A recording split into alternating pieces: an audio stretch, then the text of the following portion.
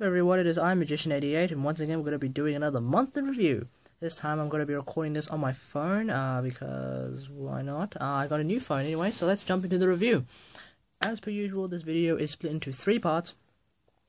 First part being life, second part being channel, and of course the third part being about gaming.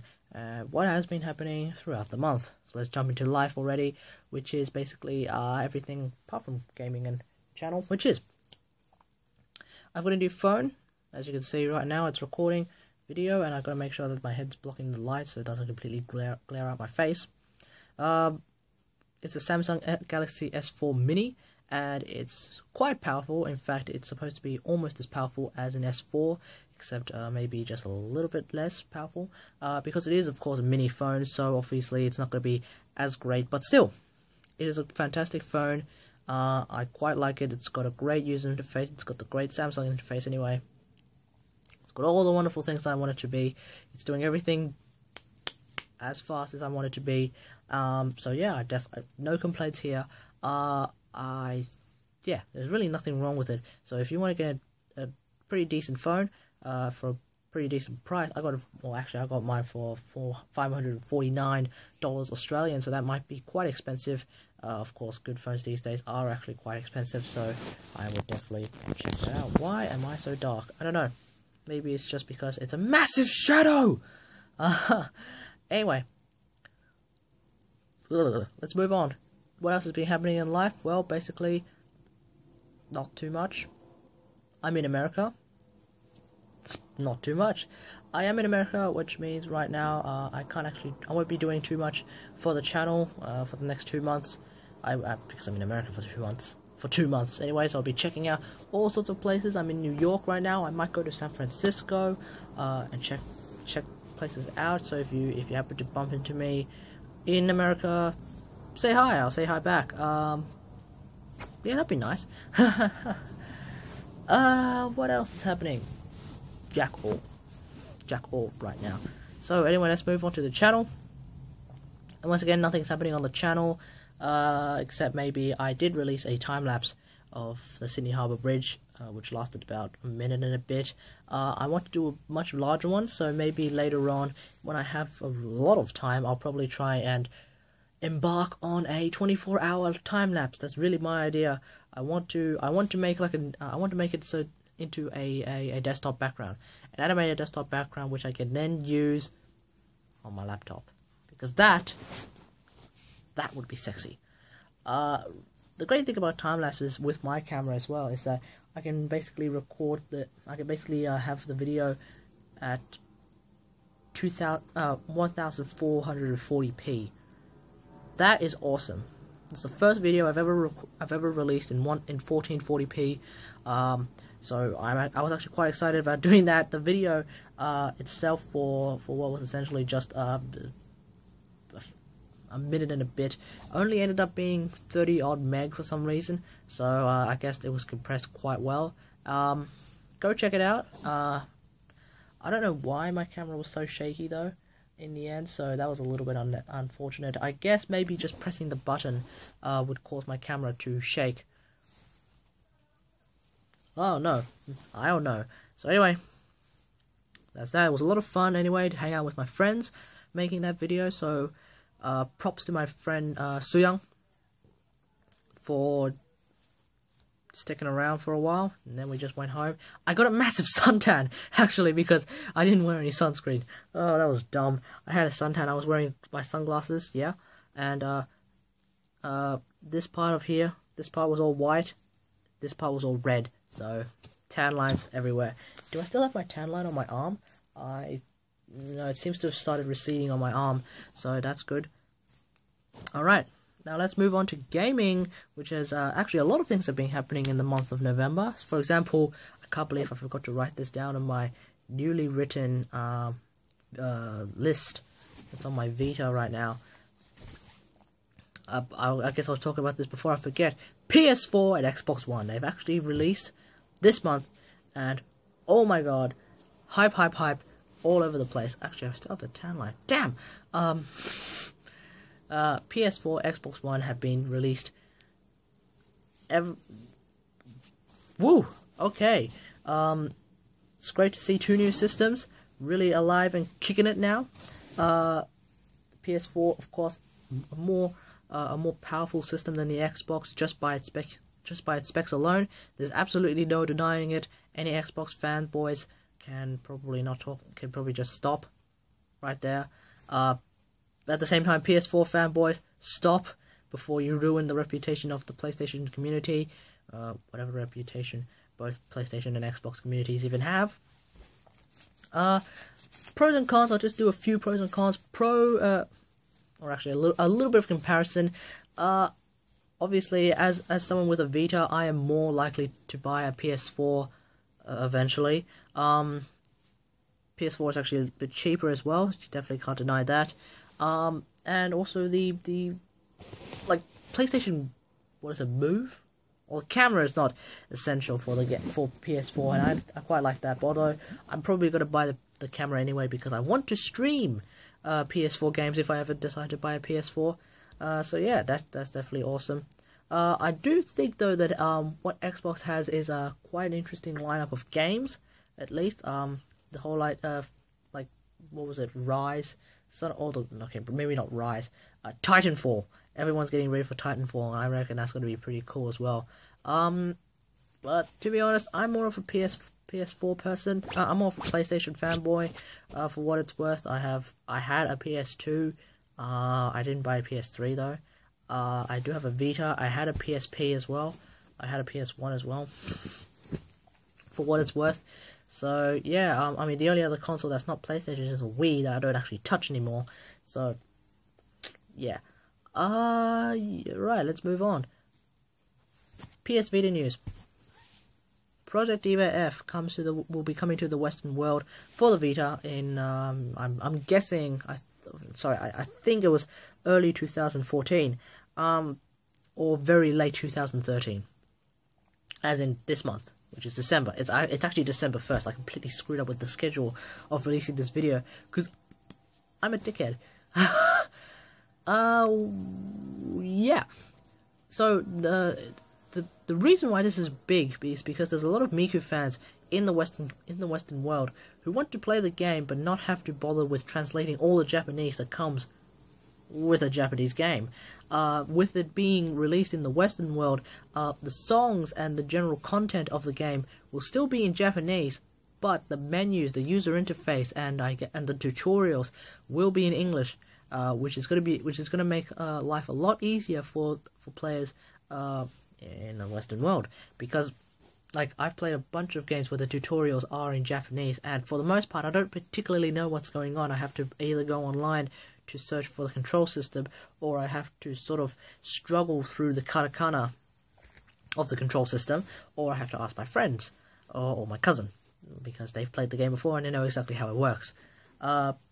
Generally speaking, it's pretty much straightforward, especially if you know katakana. So if you want to play Japanese games in Japanese, definitely go learn that. Speaking of Japanese games, Gundam Breaker. I went to a site called PlayAsia, where they actually sell Japanese games that are not region locked. To players everywhere. They just ship it to your house from Japan, so obviously it's going to be a bit of a shipping time. You're going to keep that in mind. Basically, Gundam Breaker, I thoroughly like this game. It is so good. It's actually that and Gundam Build Fighters is actually sort of brought back the whole Gunpla building sort of fire that inside me. So here in America, I actually found a Gunpla store in West Manhattan, in Western New York, in I think it's New Jersey. I'm gonna go check it out. Anyway, Gundam Breaker. How this game works is basically you start off with a basic mech, like a gym, and then you build. You defeat enemies. You get the runners, which is basically like when you buy a box of Gunpla parts to build a Gundam figurine. They all come in like these big cards, and each card is basically just holds all the parts for, say, the leg, or the head, or the arms, or the backpack, also known as the wings for some of the Gundam. And you just get all the runners, and then you build the parts, and then you assemble them into one big Gundam, which you then use to kick ass all day, every day. That's how the game works. At the start, it may be a little bit annoying that you can't use your favorite Gundam immediately, but that's unfortunate. Whatever. I mean, like, come on. They're not going to let you start off with your favorite Gundam immediately, so deal with it. Also, what else happens? Like, towards the end, towards the final missions, that's when you probably have your favorite Gundam, unless you really couldn't find the part that you want. There are some rare runners, such as the Twin Buster rifles. Super duper rare. It's really difficult to find them. So yeah. Alright, what else? Yeah, I bought it from PlayAsia, so basically it's shipped from Japan to Australia, at least. It only took about 14 days, I think it was, so it wasn't too long. I'm getting distracted by this counter here, which is telling me that my video is already 1 gigabyte long, 1 gigabyte big. It's only been 11 minutes, so figure that out. Yeah, alright, that's all I've got to say about Gundam Breaker. Get it, learn katakana, and then get it. If you want to play Gundam, the proper Gundam game on a Vita. It's so good. And it looks nice, too. It looks really, really good. Okay, StarCraft. WCS Global Finals happened this month. It was really exciting to see all the best players from the world coming together to do this one huge, massive showdown. In the end, it came down to SOS versus Jaedong, and spoilers for what it's worth anyway. SOS won against Jaedong, and I think it was 4-1 or 4-2. I can't remember now. So congratulations to SOS for becoming the global champion. I would have thought it was going to be Innovation, but he ended up losing to Duck Duck, who ended up losing to someone else. I think it was MVP. So well done to SOS for becoming the global champion. I really like how throughout the 3 seasons, it wasn't just one player being the champion all the time. It was like different champions for each season, and then in the global finals for BlizzCon, it was actually someone else entirely as well. It wasn't like it just wasn't someone who'd already won a season before. So well done. Also props to Jaedong for coming second. Again, I really gotta say, he has quite the consistency of getting at least second. I think he got second in a whole heap of tournaments. Like WCS America, I think it was season 3. I think it was second or something else. Anyway, so well done to Jaedong, well done to SOS, well done to all the players who went in. Well done to BlizzCon for actually producing quite a hyped up and quite an exciting experience of a tournament. Can't wait until next year, but right now the season is over for WCS, which means until next year there's no WCS. There is GSTL though, so you can go check that out. What else? DreamHack, which happened about 2 days ago. Once again, a very well produced tournament. It was quite interesting with all the production and the commentators as well. It's good to see In Control really taking on his casting and commentating role. I quite like it. I quite like that, and I think Idra was Idra casting. I think so. So yeah, it's good to see some old players really taking on the casting role. Congratulations to Tasia for winning DreamHack. So well done, Tasia. Sort of doing his little clap here. Also, funny thing, Darude played Sandstorm in live, and that actually caused Twitch chat to go the full retard. You know, with massive Kappa faces, ASI art, you know, that whole thing. So anyway, let's move on to something else. Warframe, Update 11, still in open beta. They're not going to get off beta for a long time, I reckon. Update 11, new frame, Valkyr, which is basically now a Berserker frame. For those of you who don't know, it's Basically, it's the idea of this frame is that it's a female frame. She is an experiment, a frame experimented on by the new corpus leader called Alan V, who as part of the Zanuka project has been experimenting on warframes for a while now. To be honest, well, I haven't actually used her yet, so I can't be honest about anything. So I'm just gonna move on. New boss, Alan V. The battle, the whole battle is actually quite interesting. I like the idea of you have to attack. You don't really actually fight Alan V. You end up fighting Zanuka, the warframe dog-like thing that he's created to attack you. One thing I will say though is that Alan V and Zanuka are outrageously easy as of the 26th of November anyway. I don't know if he's been patched to become rather difficult. But they are outrageously easy, especially if you have a Vault and a Mag frame. I had a Mag, I was running around with Mag Prime. I just basically pressed 2. I just kept spamming 2 for a while, and that is the Shield Polarize spell, which basically removes 60% of remaining shields. That really just brought down Zanuka's shields from all the way down like that, and then just shooting the frame itself. It's not actually that difficult. A host of mods is in Zanuka, so I guess it can freeze. It can freeze you. I think it can slow you. I think it can do stomp. So it can do a bunch of abilities. Alan V can't really do jack all. Really, he just runs around, and then I think his attack is like some sort of little electric bolt. Doesn't do anything really. And to be honest, you could just freeze him, then you could just shoot him. He doesn't have too much health. Shield Polarize will basically reduce whatever shield he has to 0.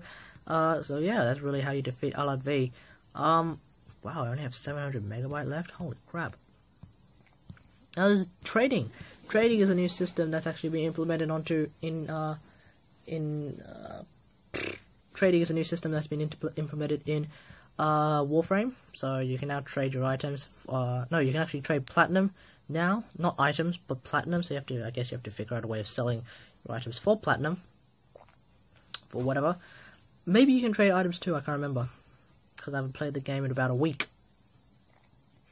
There's some new weapons, including a new bow, which I'll go check out when I get back to Australia. I really can't wait for that, but of course I'm in America, so I'm gonna go check everything out first in America. And of course there's a load of little bits and pieces, but I'm not going to talk about it because right now the video is getting way too big. It's reaching about 18 minutes. I guess I'll stop it here. So thanks for watching. Subscribe to my channel for whatever reason. There's really no reason to subscribe right now. I'm not going to post anything on this channel, so yeah. You also follow me on Twitter at Magician88. That might not be such a bad idea. You can also follow me on twitch.tv/Magician88. That's actually a terrible idea. So yeah, okay, so until next time, I'll see you guys later. Thanks for watching. Bye bye.